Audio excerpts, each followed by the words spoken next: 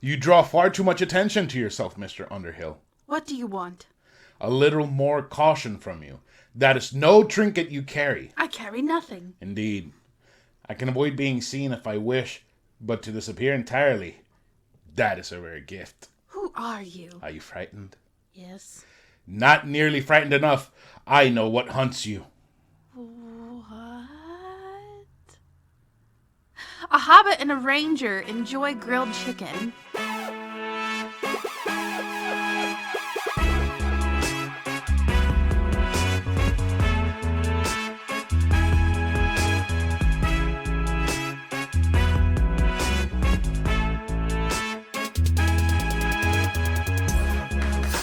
Hello. Welcome to A Novel Console, your weekly podcast where we talk about books, games, food, and stuff that caught our attention during the week. My name is Chris, and with me is my beautiful co-host and wife, Karen. Hello. How are you doing today, Karen? I'm okay. How are you? I'm sleepy. I'm drinking coffee. It's still daylight outside, so I'm really thrown off by that. It's 4:49 in the afternoon, and It's normally like 8:49 in the evening when we're recording. Yeah, I'm very tired, and it's daylight, so I guess I'm always going to be tired every time that we record something, right? It'll be okay. You know who is always okay? Our Patreon supporters. Yes, they are. They support our Patreons with $2 a month. They get to enter into amazing polls, which we've only done one, and they get to choose what games and books we're going to read for the following month. And for the month of April, they have spoken and they have chosen. So, for the books that are going to be read, which is actually just one book that's going to be read. We had A Lady's Guide to Mischief and Mayhem You by gotta help me remember this. Amanda Collins. We had Fix Her Up by Tessa Bailey. We have The City of Brass by S.A. Chakraborty. Postscript by Cecilia Ahern. And Red Rising by Pierce Brown. And the winner is...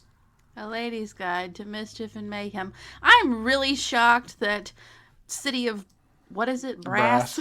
Or Red Rising didn't win. I think our Patreon supporters don't know me very well. I want to read all of those books, but... It just surprises you that they picked that instead of... Yeah. That's fine. All right, and for the games we had Chrono Trigger, Dragon Ball Z Attack of the Saiyans, Final Fantasy Tactics A2 Grimoire of the Rift, Dragon Quest IV Chapters of the Chosen, Persona Q Shadow of the Labyrinth, and the winner is Final Fantasy Tactics A2 Grimoire of the Rift. He's really bummed about it. It's because it's 46 hours long and it's very, very slow. But I've been chipping away at it little by little, and I'm definitely going to have it ready by the end of April, which the episode for Patreon, for the Patreons that they picked, we're going to have to pick a name for that. That episode is coming out on the 26th. That is the last Monday of April, and again, we're releasing our episodes on Mondays. So April the 26th, we are releasing Final Fantasy Tactics A2 Grimoire of the Rift and A Lady's Guide to Mischief. And Mayhem. Allstate protects you from mayhem. Like me. I miss those commercials. Those were fun. I haven't seen one of those in a long time. Yeah, man, I don't think I've seen one either. So we've been doing a lot of Lord of the Rings stuff. We have immersed ourselves. It has been kind of sickening how much Lord of the Rings shit we've done. We have a whole month to go. I know. Next Sunday, we're going to start the movie reviews on Patreon. So if you guys want to listen to that, go subscribe for $2 a month. We're going to review them. We're going to talk shit about them. We're going to make fun of them and talk about what we love. And we are going to be playing some of the games. We're going to be reading the 3 major books, and then Karen's going to read another one. I'm not sure if it's going to be Tolkien or Lord of the Rings. I don't know yet either. But it's going to be good. It's going to be fun. And we're going to get it done. Like we never do. But yeah, we've been immersing ourselves way too much in Lord of the Rings to the point where I want to say 85% of our conversations have to do with Lord of the Rings. Life goals. It's funny because we were talking the other day, and we both came to the conclusion that if Luna could talk, she would sound just like Gollum. Yeah, she would. She'd prance around like him, too. Outside? Yeah. What is outside, precious? She's intrigued. The pepperoni, precious? Give us to us. Wriggling. Pepperonis don't wriggle. No. No. No, but she would make that face, though. She would. So, anything else you want to talk about before we jump into book talk? No, I am ready to immerse myself once again. All right, so this is book talk.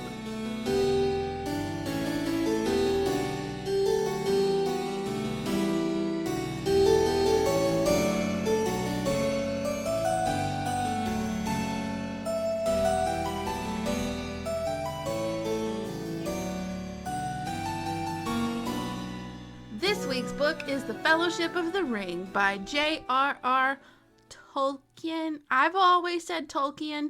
I've heard Tolkien. I've heard something else that's slipping my mind. You want to hear it in Spanish? Yeah. J.R.R. Tolkien. Tolkien. Tolkien. Okay, I'm not going to pronounce it that way because, no, I can't. So yeah, if I'm butchering his name, I'm so sorry. This is how I've said it my whole life. I've heard it said so many different ways. Forgive me. This book was originally published in the United Kingdom by Allen and Unwin on July 29th, 1954. As much as I love the classics, it still amazes me how well some of them managed to hold their own against the test of time. This book was originally published almost 67 years ago, and the whole fucking world is still talking about it. That is insane. That is almost as old as my granny. Sorry, Granny. She doesn't listen to this. That's fine. Yeah, she wouldn't like you saying bad words. No, I learned all of my bad words from her. Okay. Oh, then she would be proud. Okay, so maybe it's like a slight exaggeration that the whole world is talking about it, but a lot of people really fucking love The Lord of the Rings. I bet there would even be an episode of that one show with Michelle Ivy and the Ninja My Turtles. weird obsession? Yes! Where someone is obsessed with all things Lord of the Rings, but I was too young at the time for them to come film me. I mean, I think that Lord of the Rings has this crazy following because of Peter Jackson and his amazing movies. It's also the most epic story of all time of good versus evil. More epic than He Who Shall Not Be Named. That idiot that couldn't take over a school? Yeah. Voldemort doesn't fit anywhere. Voldemort. In any of these categories. He is God, he is below the Teletubbies on how evil he is. There's just a lot of people compare the two because they're both on like such epic scales. Epic where? It's a school. But anyway, like, I mean, this girl that I went to high school with and consider a friend, I've ranted about this before. She's the one who watched Harry Potter first and Lord of the Rings rather recently. And what'd she say? That it was very similar to Harry Potter. I'm like, bitch, please. Harry Potter is similar to the Lord of the Rings. That's as infuriating as that idiot that said that She's not an idiot. Ganondorf Was Gandalf. I originally read The Hobbit and Lord of the Rings in 5th grade, and if you'd care to know more about that, you can keep an eye on our Patreon for an exclusive episode where I tell all about my journey of discovering Middle-earth. That should be going up soon, right? Yeah. Yeah, we just need to get It might be like some point this week. Yeah, we just need tomorrow. like 5 minutes to record it and then like 5 more minutes to edit it because it's basically, as long as you don't have any gaps, all I have to do is just put like the beginning song and end song and that's it. I'll probably cry. That's fine. People like it when you cry. So I then reread the books one summer while I was in college, and it took me 1 month each for each book. Does that mean that your reading abilities have increased because you read this in a week? No, I read it on audio this time. You read audio? Oh, shut up. So these books are really long, and they're actually very tedious. But I promise you that it's worth it. So my biggest takeaway from this reread is that the books, amazing though they are, do not really spark that deep well of emotion in me There's some epic quotes that I have that like have me smiling to myself, but I don't know that I would necessarily say they inspire me to like go online and try to find an exact replica of Anduril to hang on my wall. You know what my But the favorite movies quote do. is from the entire book and movie? What? You've never read the book, so don't even say that. It's What? when Boromir goes to Frodo and Oh he my says, God. "My name is Boromir, not Steelemir. So give me the ring, you overgrown poodle." You're the worst. It's so funny though. But the movies inspire me to go online and find exact replicas of everything and hang it on the wall. So, like, I forget how well and true Peter Jackson really stays to the books until this reread. The most notable exception is obviously something that we've all pointed out, all of us who've read the books, that, They mentioned Celebrimbor and they never mention him in the movies. oh my god. The fact that fucking Tom Bombadil was just left out completely. Brushed over, not even mentioned. We don't even say his name. It's as if he does not exist. Who's Tom Bombadil? Well, go read the books. Hey! Tom Bombadil is a character that the hobbits encounter on their road to meet with Gandalf, the prancing pony, Okay. after they leave the Shire. Tom Bombadil is the only character who is not affected by the ring at all. Not true, because Sam wasn't affected by the ring at all. I have a feeling that if Sam had held on to the ring longer, it would have started to affect him. I don't think it would have affected him anywhere near as much as it did everybody else. But Because, like so Tom I don't know. Bombadil. I don't know if we're gonna get into any spoilers, but Oh, honey, in these books were published 67 years ago, and the movies came out 20 years ago. Fuck spoilers. If you don't want spoilers, I can't with you, okay? This is really old shit, and if you haven't watched it yet, then it's your own fault. In the part where Sam is holding on to the ring after Sheila poisons Frodo and he gets taken to the tower and Sam rescues him, Sam is holding on to the ring, right? And Frodo says, "Give me the ring."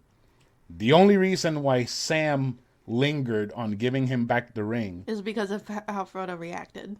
he was afraid he was losing his friend. Yeah. Sam is so pure. I know he's pure, but still, I think that if Sam had been the ring bearer, I think he still could have done it, but I don't think he would have been the same Sam by the end of it.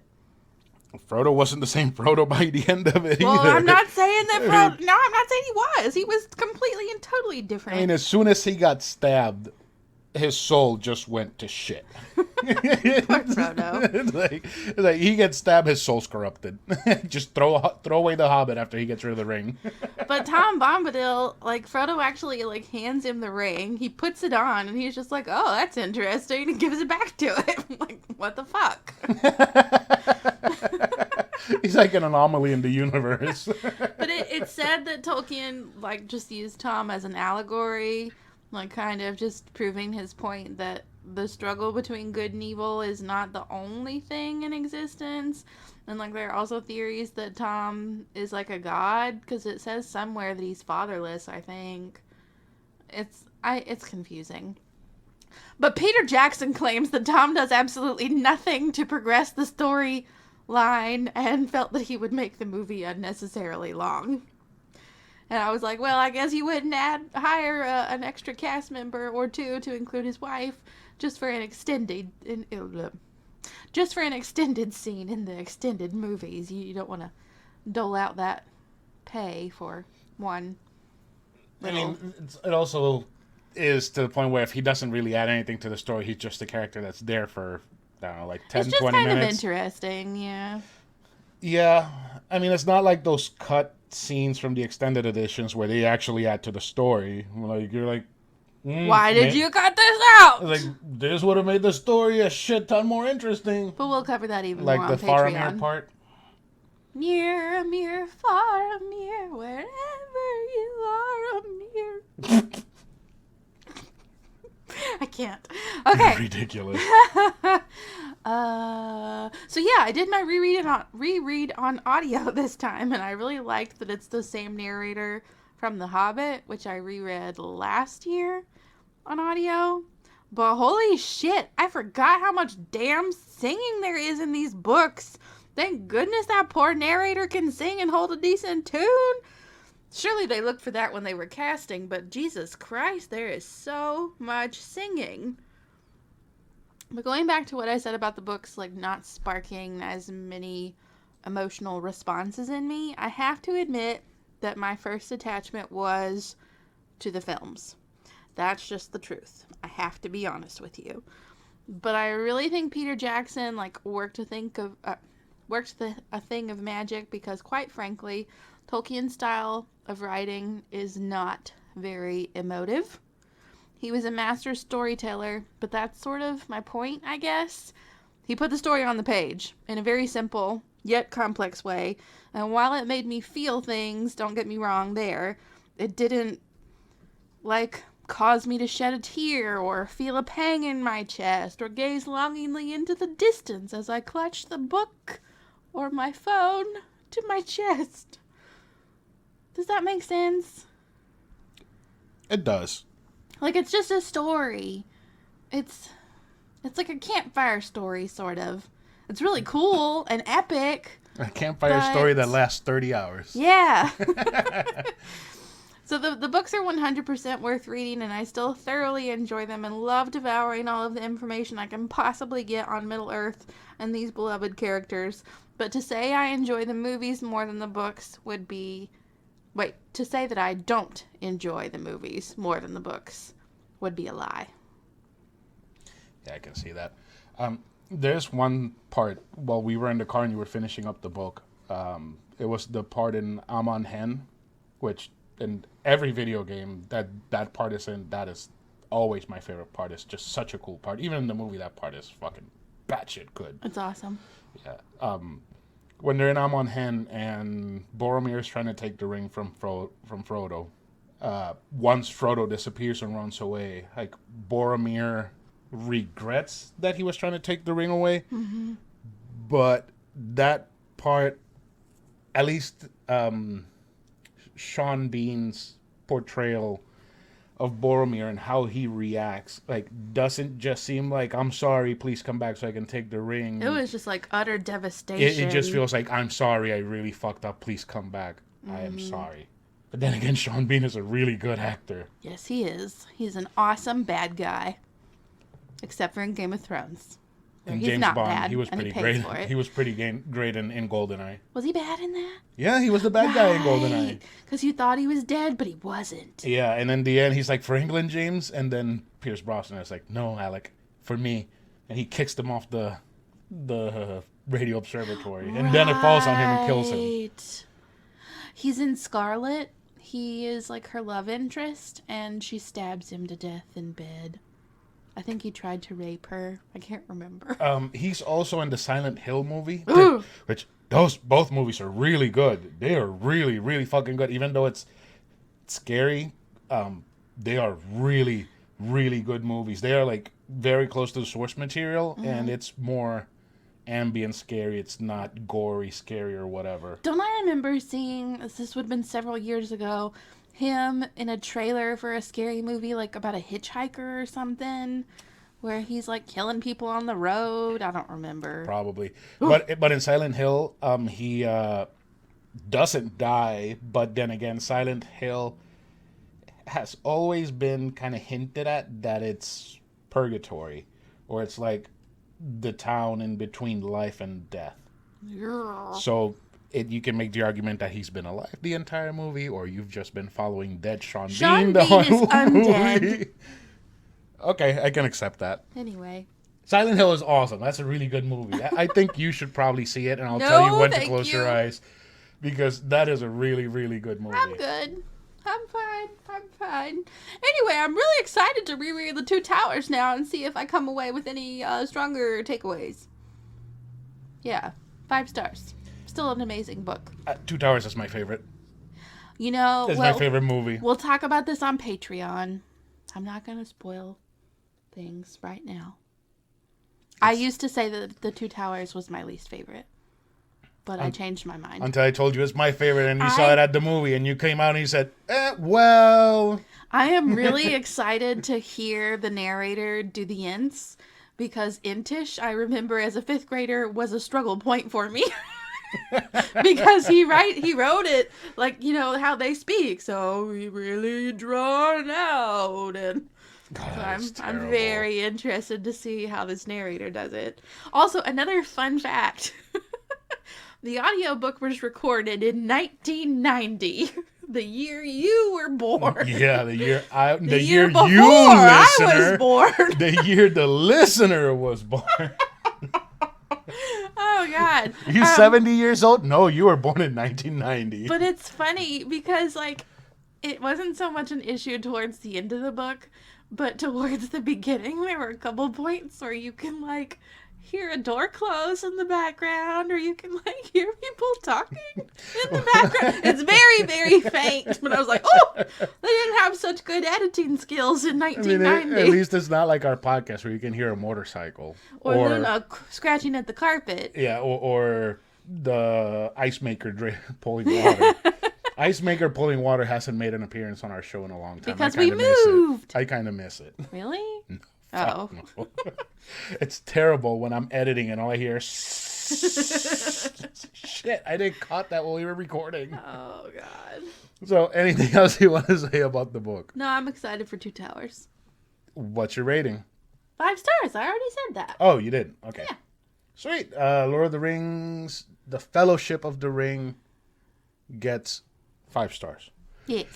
And now it's time for games and stuff.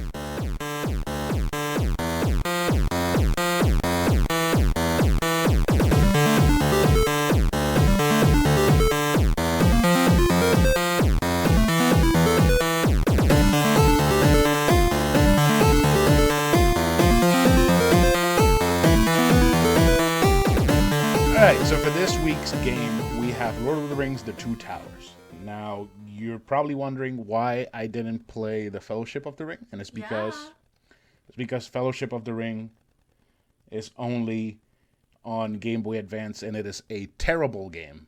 Why is it terrible? Because it's not one like the other 2 Lord of the Rings Game Boy Advance games, where those are Diablo-style games, or the 3rd Game Boy Advance game, which is a Fire Emblem-style Lord of the Rings game, which I ordered it from eBay for like $10, and I can't wait for it to get here so I can play it, because Fire Emblem and Lord of the Rings, yeah, that's for me. When is it supposed to get here? Before the end of the month? I think it said the 13th, so probably that's, Wednesday? So. I think so. Wait, yeah. Thursday. I don't know. Doesn't matter. It's going to get here soon. If it's anything like the last game that I ordered off of eBay, it's probably going to get here like 3 days before. Yeah. So, Lord of the Rings, The Two Towers is an action-adventure hack-and-slash game that was developed by Stormfront Studios and published by EA Games on October 21st, 2002 for the GameCube, PS2, and the Xbox. Like I said, there was also a Game Boy Advance version and a mobile version. I played and beat both the Game Boy Advance versions and GameCube versions, but I'm only going to be talking about the GameCube version. I probably will do the Game Boy Advance one for some other time. Both games follow the story of the Fellowship since they leave Rivendell until the Battle of Helm's Deep. In the GameCube version, you take control of Aragorn, Legolas, and Gimli, and Isildur after you unlock them. For some reason, they all play exactly the same, except they have different attack animations. In the Game Boy version, you can play as Aragorn, Legolas, Gimli, Gandalf, Frodo, and Eowyn. Do you alternate, or do you stick with one through the whole thing? You can stick with one through the whole thing, but every time you start a stage, it'll give you the option to choose one of the characters. I just went straight through with each one after the other, so that I could get it all done. Another fun fact that made me think of it with Isildur. The audiobook narrator calls him Isildur. How lame does that sound? That is pretty fucking lame. Isildur. So like I said, there is a difference between the games. The GameCube version is a hack and slash style beat 'em up with level progressions and the ability to purchase new skills. The Game Boy Advance is a Diablo style top down hack and slash adventure game where each character follows their own path based on the movies.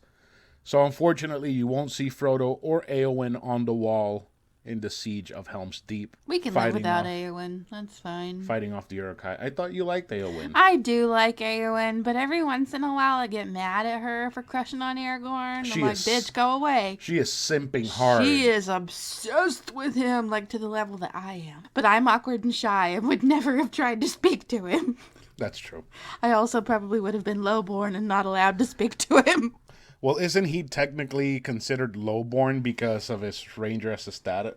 His status as a ranger? Yeah, because nobody knows who he actually is. Because he's except for a few weirdos. Life. Yeah, weirdos. Yeah, the fucking. Gandalf isn't a weirdo. What's his name? The Eomer.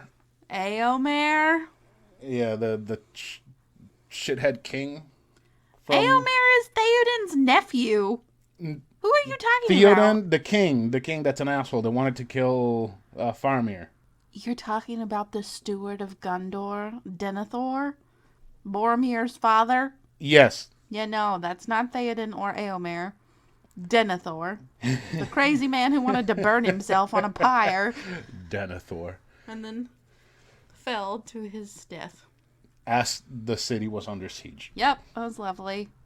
Oh, I wonder if they chopped off his ashy head and tossed it back over the wall. Anyway. What? The graphics in the game are dark. I know this is a GameCube game from 2002, but it's crazy how dark the environments look. Like literally darkness like or dark. doom, No, gloom. like dark. I can't see anything dark. Like, oh yeah, because I walked in and it looked kind of bad. It looked terrible. I had to boost the brightness on my TV completely and turn off the ignore black setting on the TV so that I could see what the hell is going on. Like, the TV actually has a setting called ignore black, and it ignores all the blacks and doesn't present them. That's pretty funny. So it looks kind of shitty. That being said, I do have the same problem with a lot of GameCube games. It's not just this one. They're old. Yeah, so I ran this game through an AV to HDMI converter, and while it looks better than just sticking the AV cord straight into the TV, it looks, like I said, really dark. But that's enough of how dark it looks. The game still actually looks good.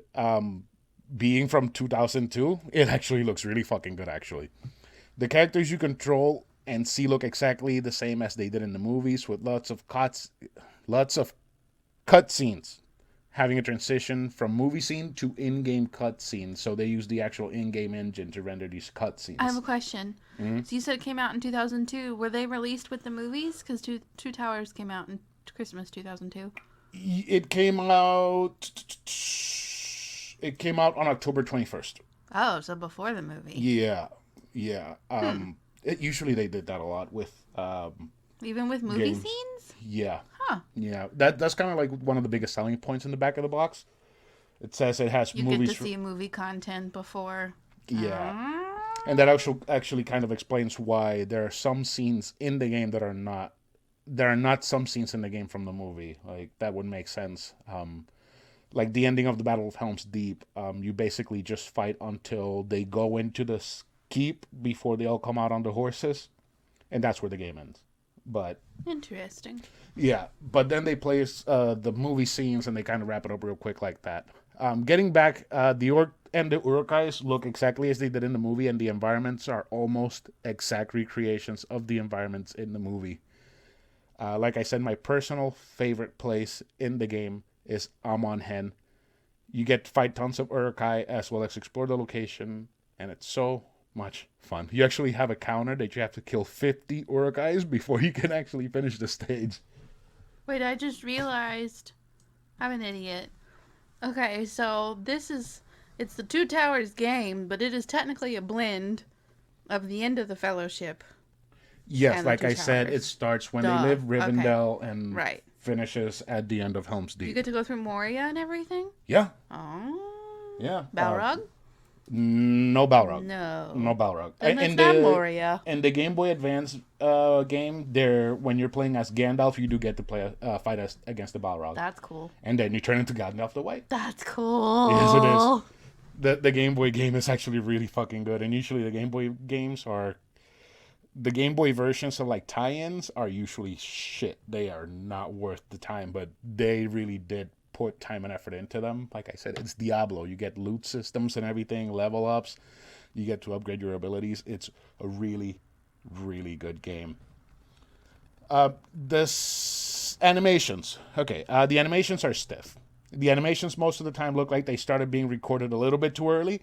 So every time the camera cuts to a new scene, you'll see that the character model is standing there for a split second and then they start moving. Other than that, the animations look pretty good. Most of the characters move exactly like they did in the movies, from goblins skittering around the floor to trolls stomping about. The team at Stormfront did a really great job translating the enemy movements into the game.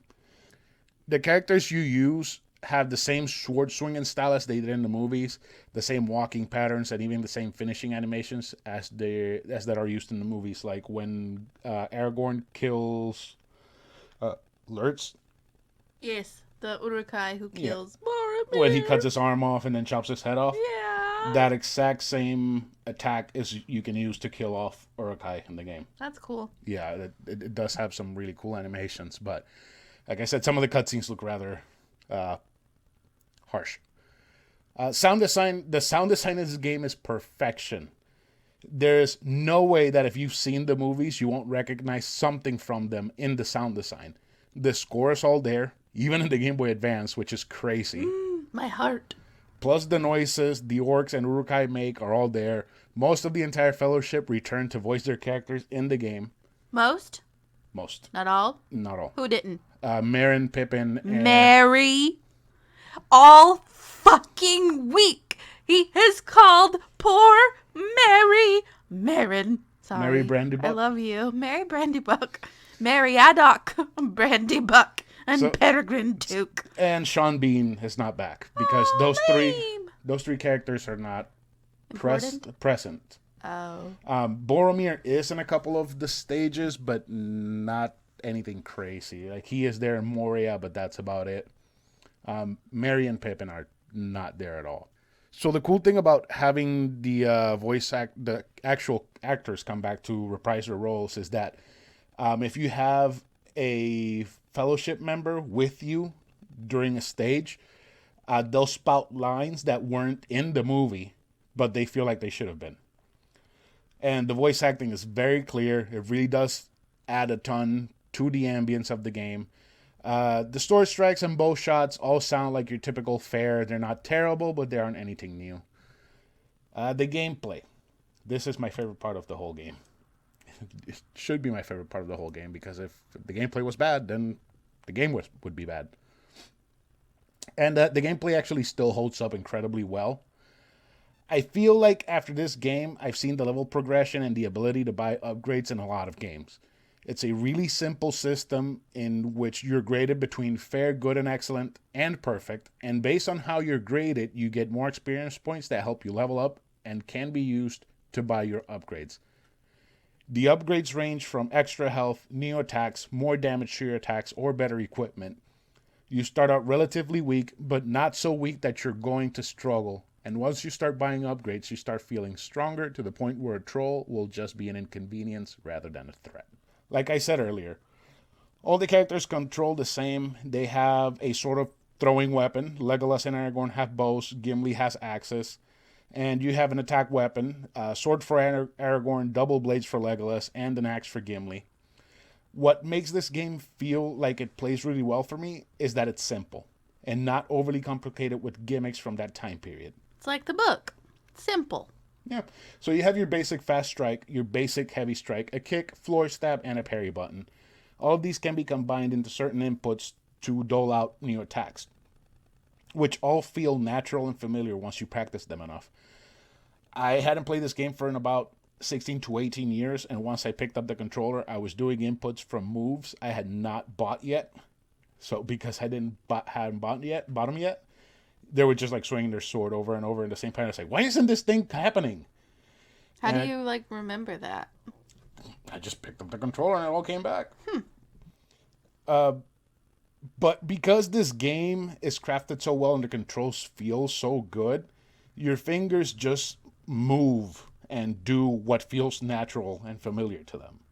Because if you hit fast strike, heavy strike, something's going to happen that you know should happen. So, in short, this game is just plain stupid fun. Problems with the game. I have 2 complaints. The checkpoint system is garbage, especially in the special stages where you have to beat 20 floors of enemies. Once you die, it's back to floor 1. This is a minor complaint because it's actually negated by my second complaint. The stages are really short. I'm sure that a checkpoint system wasn't really implemented because the stages are so short that you can go into one stage for 5 to 20 minutes at max and finish the stage without any issues. So checkpoints aren't really needed since the game isn't really a time sink. This game, for the prices, to me, is up there with the Scott Pilgrim tie-in game. What? This is probably one of the best movie tie-in games ever. Really? Yeah. But it's not better than Scott Pilgrim. It's up there with Scott Pilgrim. It's up there with them. Depending on the day, I can say that this one is actually way better than the Scott Pilgrim one. The only thing that holds it back for me is how dark it fucking is. It was a long time ago. It was. So the game follows the events of the movie almost step by step, and in the end, it brings an experience that, in my opinion, is a bit better than watching the movie. It is an experience that has been attempted to be recreated by many others using different IPs and they have never reached the same level of quality or fun as this game has. I also do love the King Kong movie game, which was, again, Peter Jackson. But if I had to choose which one to play, I'm always going to go with this amazing game. Every time you say Peter Jackson, you know what I think of? What? Me obnoxiously pointing out all of his cameos. Like, it's Peter Jackson. I was like, I know. As I was watching... It's a fat bearded man with shaggy hair. As I was watching The Return of the King again the other night, I went to turn to tell you that was him on the ship, but you weren't there. I was like, oh, it's Peter! So I also appreciate the fact that because now I know better English than I did when I originally played this, I could figure out how to unlock Isildur and the special stages for each character. I appreciate as well the level of commitment that the team at Stormfront had with the IP. They actually included concept art that is really easy to unlock and actual interviews with the actors on how it felt to play the characters in the game. That's so cool. Yeah, and this game not only is great to play, it also does a great job of preserving itself. So all those behind-the-scenes videos are a treat, and they really do my preservationist and collector heart good. That's something that I would do when I was in, like, middle school. I would literally sit in my room with my extended edition DVDs in, and I watched every single special feature. Because the extended editions come with 4 DVDs. Mm-hmm. 2 of them are the movie, and 2 of them, or it might be 3. It's either 4 or 3. It's either 2 or 1 disc of all special bonus features. And oh my god, watching Andy Serkis become Gollum. Andy Serkis is fantastic. So good. I love him so much. But yeah, like they really did really good with just doing that, because a lot of the development aspects and a lot of the small details get lost over time after games come out because nobody records them, nobody keeps a log or anything. So when games do this, they actually help preservationists and curators keep a good track record of what happened during development, what were the issues that came up, what were their ideas since they started, what they had to cut, what they added, what they wanted to say for a future sequel, if it ever happened. So just the fact that they added these little details to the game is very, very amazing. Did they ever make Hobbit video games? They did about the Hobbit book. It was terrible. Was it anything like the animated Hobbit? Because that was really tragic. It was the exact same art style and everything, and it was very, very terrible. So no Martin Freeman. They did in the Lego Hobbit. They reused the lines from the movies for the actual voice acting instead of just bringing back the characters. But that game is actually really hard to come by now because they lost Telltale Games. Telltale? No, Traveler's Tales. Traveler's Tales? I don't remember. TT Games lost the license to The Hobbit, so they couldn't reprint it, and the game is not available anywhere to buy. So if you Didn't don't we have that game? had, Are you kidding? mm-hmm. If only we knew. I can probably find it again. I tried so hard to play it one time, and I gave up. Yeah, It was hard. I don't think those games are good to play with two people because the camera's kind of a mess. But if you play it for one person, I'm pretty sure you can crack it. You can. Yeah, Me. probably. So overall, this game feels like my teenage years. It filled me with wonder about the world of Lord of the Rings, and it brought me an immense joy every time I played it. It also brought me joy replaying it now and figuring out a lot of things that I didn't know back in the day, like the secret stages and how to unlock Isildur. Isildur. This game, as dark as it looks, still gets 5 stars. And I haven't told you this, but I actually played this game before watching either Two Towers or Fellowship. And when I watched Two Towers and I saw Merry and Pippin, and I was like, who the fuck are these two? Are these like Frodo and Sam decoys? What? And then I watched Fellowship and I was like, oh, okay. Way to go. I'm kind of confused still. They were mine and Belle's favorite characters. Oh, Pippin is hardcore. He's like, how can this be? You're part of this world. And the Ents are like, shut up, you little hobbit. Actually, Mary said that. Was it? It was Dominic Monaghan. Yeah, Mary. Yeah. Or Marin. I get them confused. No, honey. No, there is no Marin. It's Dominic Monaghan and the other guy. It's Mary and Pippin. Dominic Monaghan and the other guy. Billy Boyd? Billy Boyd. Shut up. He looks like a Billy. Oh. So, are you ready for our next segment? I'm ready. And what is our next segment? Give me the garbage. All right, that is Give Me the Garbage.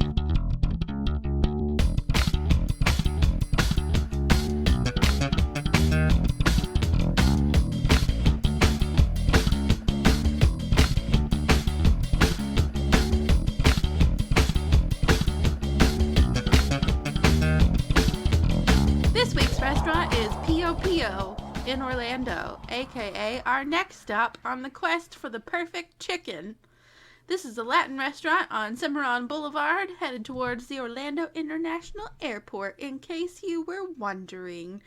I'd never heard of this one, but of course Chris went there with his ex-girlfriend and felt the urge to take me. How lucky I am. Because if my ex-girlfriend liked it, my current wife will enjoy it. Hey, didn't you say she hated Taco Bell? Yeah, she did. Oh, we're nothing alike. She hated Taco Bell with a passion. I love Taco Bell with everything in me. I really hate Taco Bell, but it's because it's discount Mexican food. It's not good. But you'll eat it there. You'll eat there because you love me. Yeah, that's the only reason. But I'm not going to eat there on my own because... Oh, that is a bunch of bullshit because I've definitely gotten in your car and seen Taco Bell trash nacho because fries. You went without me. And got nacho fries because That's nacho still fries going to Taco Bell by yourself. Tell me more about Pio Pio. Okay, I had their chicken steak and plain mofongo because it's been a hot minute since I've had mofongo and it sounded absolutely amazing. Unfortunately, it was a bit less than amazing. Chris recommended the chicken steak to me because it's packed with flavor and juicy, and he was definitely right there. The chicken was very tasty, very well cooked and seasoned, but that's essentially where my happiness ended. Yeah. Thing is, I kind of spoiled you by taking you to Willie's, and they do. Oh God! You should never have taken me to Willie's. We actually reviewed Willie's on episode. Oh shit! Let me see. We reviewed Willie's on episode 9, so almost a hot minute ago. Shit, almost 20 episodes ago. Go back and listen and go eat there. It's fucking amazing. Willie's does their mofongo with bacon in it instead of chicharrón, which is pork rinds. And I think that if mofongo is made with pork rinds, it's really garbage. It was very lackluster and, dare I say it, like almost bland for mofongo. It was not bland, but having had mofongo from several other places, not just Willie's, it was bland. Because actually, chicharrón doesn't really add anything. It just adds texture and that. Yeah, it was just some crunch. That nasty chicharrón flavor, which I personally hate. It is, God, it is nasty. I don't know how people can eat that. But eating this mofongo after you were done with it, I thought it was really fucking good. It was not bad, but I would not say it was good. Personally. The It mayo also ketchup was good, but it it also didn't was zhuzh it up. was kind of hard, and it did come with A cup side of of chicken broth. yes, and that was some real chicken broth. That thing was packed with flavor, and it was hearty and everything. It was just chicken water. It reminded me of being sick and having to eat chicken noodle soup. To me, it was really good. To Carradine, it was just sickness. Yes. But I kept sipping it and hoping it would start to taste like Viet Thai pho broth, and it didn't. Oh God, we got to go to Viet Thai. Viet Thai is our first review. Please don't listen to it because we hate that episode. But maybe go we listen can't to it delete and it fast because of forward all the way to preservation. Gorbage Yeah, you could do that. and hear how magical the pho Also, is. Samurai Jack is a really good game, and I reviewed that for the first episode. What the hell? But you didn't talk about the onions on the chicken. So I know you really liked the onions on the chicken. I love any kind of Sauteed onions. sauteed onions, especially. They are sauteed to the point of being like they dissolve in your mouth. I love that so much. I love it. It's so good. I really only took 2 bites of onion and chicken. I mean, it was fine. I was not as impressed as you were. Gotta be honest. That sauce was Yeah, they good. did have an onion sauce and a zesty cilantro sauce. It was a little too zesty. Yeah, it tasted like horseradish, and Cilantro. as soon as I took a bite of that, I felt like somebody was gripping my tongue. I don't like that feeling. It's like the having other clamps sauce- on the sides of your tongue. But the other sauce was kind of like a nice kick of flavor. Yeah, that one was really good. I put it on my fried plantains, which I had with my food. And oh my god, the fried plantains were actually perfect. They were very, very they good. were cooked perfect. They had a nice caramelization outside, so when you bit into them, you would have that crunchy crust and then the Whoosh. soft, sweet, delicious plantain flavor inside. But my food, I had the rotisserie chicken and the rice and beans and sweet plantains. So you already know about the sweet plantains. The rice and beans, We're bland. they weren't terrible. He said they tasted like school cafeteria food. They tasted like school cafeteria rice and beans from when I was in school in Puerto Rico, which I never ate at the cafeteria because, one, I couldn't deal with the kids, and two, rice and beans every day, please kill me. You know whose rice and beans I want? Whose? Grandma. My grandma? Yeah. Yeah, she makes some really good ones. Actually, want her codfish salad. I want your mom's codfish salad. It may have fucked up my stomach, but it was delicious. Oh, she's going to enjoy hearing that here. No offense. It wasn't fucked up to do it have anything to do with you. It just, my stomach is very It sensitive. has a lot of hard-boiled eggs in it. It was amazing. It is amazing.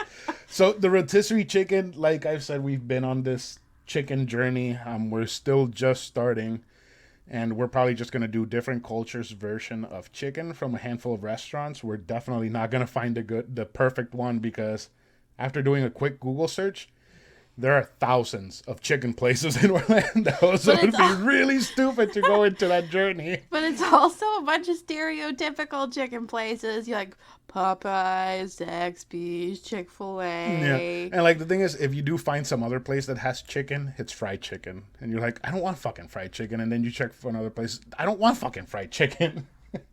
But that rotisserie chicken, the skin was great. It was cooked perfectly, because I've had I've had some I've had. rotisserie chicken that's still raw inside and dry, but this one was juicy. It was cooked perfectly. The skin didn't have much flavor in it, which is kind of a problem, but the burnt parts really did taste really good. The wings were perfect. The drumstick was perfect.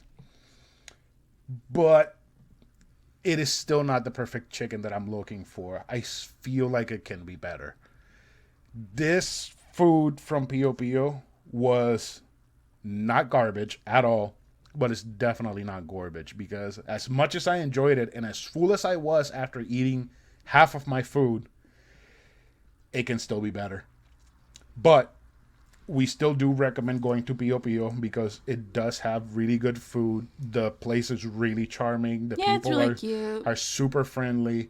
And but Mm. there was one thing that really turned me off Oh. and didn't really fit with the setting. So you walk up, and there's this cute metal rooster, like as tall as me. Pio Pio is actually like the onomatopoeia for what little baby chicks say. Like tweet, tweet, tweet. but Instead of tweet P-O-P-O. tweet, the little chicken says Pio Pio. Okay. So then you walk in, and it's almost like it's like a modern farmhouse type feel. It's really cute. They have a really cute bar. It's kind of rustic. But they have these big flat screen TVs all across the top of the walls. And I thought maybe it might like have the menu or something. No. It's like this hot and steamy, soaking wet couple looking like they're about to jump each other's bones. And that's all that's on the screen the whole fucking time. Just these two looking like they're ready to bang bang. Like, I am really uncomfortable. There were so many. I mean, I could literally see 5 of these TVs with this picture from where I was sitting. From where I was sitting, I had 3 in my peripheral vision. That is ridiculous. What? And it didn't have their logo or anything. It's just this steamed up couple looking at each other. Mm-hmm. That's all it is. But Pio Pio gets a okay Yeah. rating, so it's almost like garbage. It just needs a little push, but it's still worth it. It's definitely not terrible, No. but this is not the chicken I'm looking for. No. I don't want to go back. That chicken you ate was pretty fucking good, but it's still not the chicken It I'm was looking for. good, but not one my heart's going to long for afterwards. So you do have something else you want to talk about, Yeah, but I had before some you other do, chicken. I have something to tell you, which I forgot to Oh, tell no. you. So you know that while we were waiting for the food, my dad called me. Yes. So we were talking about yesterday about me hanging out with my cousins and doing a barbecue and whatnot, and we had chicken hearts. Ugh. We had chicken heart skewers, which if you haven't had a chicken heart skewer, it is fucking delicious. It's so good. It's literally just like a hard nugget of meat with maybe a little bit of blood in it, but It's a hard heart. it is delicious. I was telling my dad about them, about what we ate yesterday, because my cousin also made a sweet potato salad, which, God, it's so good. I was telling him, yeah, no, we had chicken heart skewers, and he's like, oh, I don't eat that. And I was like, no, you should really try it, because they are really, really good. It's like eating a hard nugget on a stick. He says, well, it's all muscle. I was like, yeah, it's really good. He says, maybe next time when I go there, I'll try them. But I'm pretty sure he's not going to try them. He is weird about food sometimes. He taught me how to eat everything, but he is very weird about food. I mean, I can see that. So what did you want to share with me? So, I had the Zaxby's chicken sandwich last night. I think this came out after our chicken sandwich rendezvous, like within the last week or so. But I really wanted to try it, especially since they were advertising that you could get it with Zax sauce or their new spicy Zax sauce. And I freaking love Zax sauce. I was like, gimme that garbage. It ain't garbage. What the fuck? So She showed me the chicken after she bit into it, and it looked like the Burger King chicken patties for their cheddar bacon chicken sandwich, which is actually pretty good. But so the spicy Zax sauce is good. I hope they keep it. yeah, It's good. But oh god, Zaxby's just needs to stick to chicken tenders. They don't need to make chicken patties. Because this chicken, it was cooked, but it tasted so fake. It like pulled away in, like the thin little strips like some chicken patties will do, instead of like, instead of biting into a chunk of meat and like seeing your teeth impressions, it just pulled away in little tiny little strips, like a cheese stick. It sounds like they just hammered that shit. They just overcooked it in really hot oil. The crunch was good. And it just dried out entirely. Yeah. That's what it sounds like to me. Yeah, so the sauce was good, the crunch was good. They seem to be having an off night at Zaxby's. I love me some Zaxby's sweet tea. Zaxby started in Georgia. Zaxby's knows how to make sweet tea. This was an abomination. An abomination. If it had been Chick-fil-A, I'd swear the devil had infiltrated. I can't. Because we know Chick-fil-A got that Jesus chicken. You're so ridiculous. I know. But, oh, God. I So it dumped was out bad? that It was sweet tea. I garbage? threw away the french fries. They weren't even worth giving to Luna. And Oh, man. I wound up eating just around the edge of the sandwich and left all of the center because all the edge at least had a bunch of crunch. So I basically just ate breading. Breading and sauce. And then I threw the rest of it away. Shame on you, Sax Beast. You know better. What is wrong with you people? Yeah. Damn. All right. So are we ready to get into some housekeeping and finish this off? Yes. All right. So go sign up for our Patreon because we have polls and shit, and soon we're going to be announcing what we're going to be giving away. It's probably going to be some credit, some online credit for either PlayStation Network or Nintendo eShop, and some book credits for whatever Carradine wants to give book credits away for. Remember to follow us on Instagram and Twitter at anovelconsole and on Facebook at facebook.com/anovelconsole. Don't forget to tell your friends that they can follow us on YouTube or find us on any podcast streaming platform that they like because we are definitely everywhere. We're like COVID. Tell them that when they listen to YouTube to subscribe, like, and comment. It really helps us out with outreach to other people. And you guys should also give us a review on Apple Podcasts and Google Podcasts so that more people can find us. That is actually something that would really, really help us out because right now we only have like one listener per episode. That's not true, but you get the point. You can also email us at anovelconsole@gmail.com and we will read your email on the show or not. And our art was done by Metamorphicate on Instagram. Is there anything else you would like to say before we end the show? I love Middle-earth, and this series makes me very happy. That is all. And we actually get to release 3 more Middle-earth episodes. Hello! One on the 15th, 22nd, and 29th. So this is going to be more Lord of the Rings talk, even when we're not recording. But that's fine, because we like Lord of the Rings. So, you want to say goodbye, Carradine? Goodbye, Carradine! Goodbye, everyone!